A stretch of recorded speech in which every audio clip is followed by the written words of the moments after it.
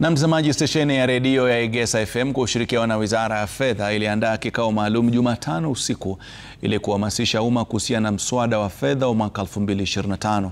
Katika kikao hicho cha usiku kilichoandaliwa katika ukumbi wa kitamaduni mjini Kisii, watangazaji wa kituo hicho waliwapa mashabiki wa Egesa FM fursa adimu ya kuuliza maswali walionayo kwa wachanganuzi wa mswada huo wa fedha na majukumu yao kuhusiana na mchakato huo. Hatua hiyo ni ya kwanza kufanyika kwani wengi wanasema hawaja kuwa na ufahamu kuhusiana na mswada wa fedha.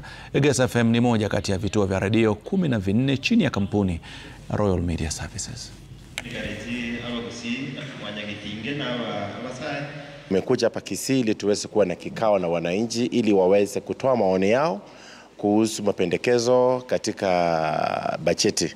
Kwa hivyo tumeshukuru mashabiki wetu wamekuja wengi na pia wameweza kuelewa mwelekeo na ule utaratibu wa kutengeneza bajeti.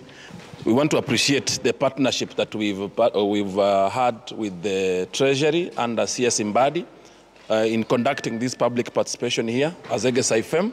We want also to thank our listeners who have come in large numbers despite the heavy rains and the night. They've stayed with us, and the experts, the tax experts. And we came here so that we can explain to mwananchi the process of budget making and the impact it has in their lives. So we are delighted to say that the turnout has been good, and we want to sincerely thank Egesa FM for the work they are doing.